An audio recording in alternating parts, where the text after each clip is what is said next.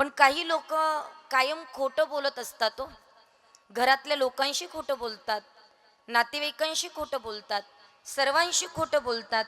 आणि ती धुंदोली तिच्या नवऱ्याला धोका देत होती. बरं का, लक्षात ठेवा. धोका देण्याचा परिणाम सांगू तुम्हाला.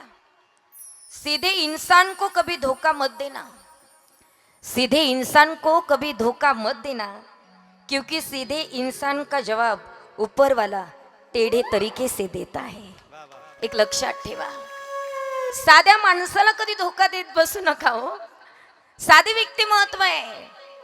तुमचा नवरा गरीब आहेत ना, बिचारा तुमचा ऐकतो, तुमच्यावर प्रेम करतो, त्याला कधी फसवू नका.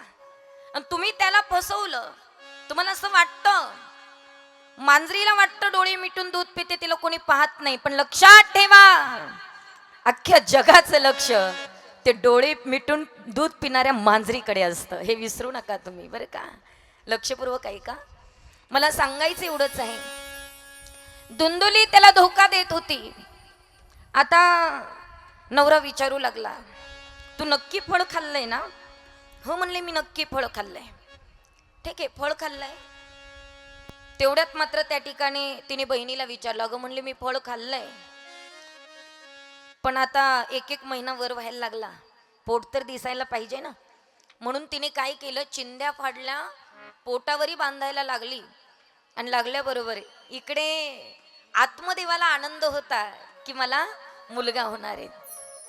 पण झालं काय ऐका, 9 महिने पूर्ण झाले. इकडे बहिणीला मुलगा झाला आणि इकडे गाईला सुद्धा वासरू झालं. वासरू नका म्हणू, मुलगाच म्हणा. मुलगा झाला, कारण फळ मुलाचं खाल्लेलं होतं ना, म्हणून मुलगाच झाला. इकडे बहिणीनं मुलगा घेतला आणि धुंदुलीला आणून दिला. आणि इकडे गाईला वासरू झालं होतं, पण तो मुलासारखं होतं. फक्त त्याचे कर्ण मात्र त्या ठिकाणी गायीसारखे होते, म्हणजे कान गायीसारखे होते, पण दिसायला माणूसच होता. म्हणून त्याला गोकर्ण असं नाव पडलं. लक्षपूर्वक ऐका, गोकर्ण नाव पडलं. इकडे धुंदुलीचा मुलगा, तिने सांगितलं, म्हटलंय बघा, माझ्या मुलाचं नाव ठेवायला बाकी कोणी बोलवायचं नाही मला, माझ्या मुलाचं नाव मीच ठेवणार आहे. म्हणले ठेव तू तुझ्या मुलाचं नाव. म्हणले काय ठेवायचं? तिनं सांगितलं, मी धुंदुली आहे ना, मग माझ्या मुलाचं नाव धुंदुकारी. धुंदुकारी वाढायला लागला.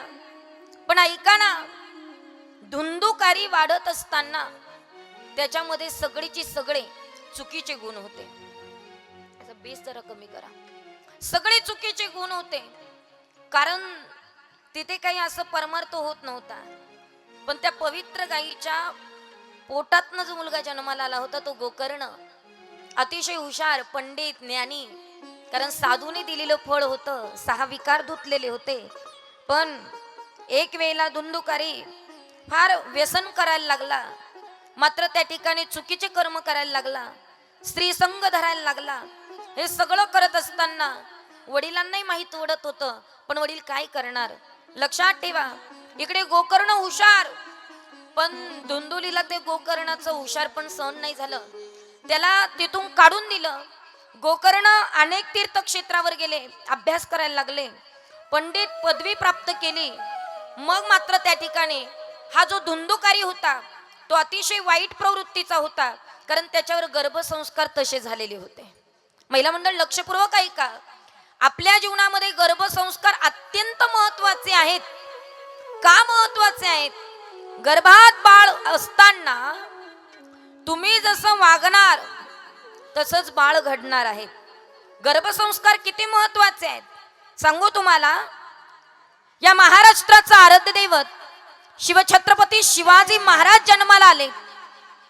खरं आहे, ते जन्माला आले, स्वराज्य घडवलं, पण याच्या पाठीमागे जर कुणाचं पुण्य असेल तर राजमाता राष्ट्रमाता जिजाऊ मासाहेबांचं पुण्य आहे महाराज. का बरं? माझ्या जिजाऊ मासाहेबांना डोहाळ लागलं. कशाचं? आंबट खाण्याचं नाही, तुरट खाण्याचं नाही, तिखट खाण्याचं नाही. तुम्हाला डोहाळे कशाचे लागतात? कशाचे लागतात? कशा कशाचे लागतात. एका बाईला विचारलं, म्हटलं का हो कितवा महिना? ती मला म्हणली 8वा महिना. म्हटलं मग काही डोहाळे वगैरे? म्हणते लागते डोहाळे. म्हटले कसले लागले? काही नाही हो, सकाळी उठलं तरी कार्टूनच पाहावं वाटतं आणि रात्री झोपताना सुद्धा कार्टूनच पाहावं वाटतं. कार्टून पाहण्याचे डोहाळे लागले की 100% तुमच्या रुद्रातनं कार्टूनच बाहेर पडणार, याच्यात अजिबात शंका नाहीये. लक्षपूर्वक आहे का? गर्भसंस्काराला अतिशय महत्व आहे. माझ्या राजमाता जिजाऊंच्या पोटी छत्रपती शिवाजी महाराजांसारखे शूर आणि वीर पुत्र जन्माला आले. याला कारण फक्त माझ्या जिजामातेचं पुण्य होतं. कारण माझ्या जिजाऊ मासाहेबांना डोहाळ लागलं होतं. ते काही आंबट खाण्याचं नाही, काही तिखट खाण्याचं नाही, तर डोहाळ लागलं होतं ते तलवारीचे खेळ खेळण्याचं, डोहाळ लागलं होतं ते घोड्यावर बसण्याचं. म्हणून छत्रपती शिवासारखा पुत्र उभ्या महाराष्ट्राला मिळाला. माझी जाऊची पुण्याई कशी आली या फळाला, माझी जाऊची पुण्याई कशी आली या फळाला. तो बापाचा बाप राजा शोभा जन्मला, तो बापाचा बाप राजा शोभा जन्मला.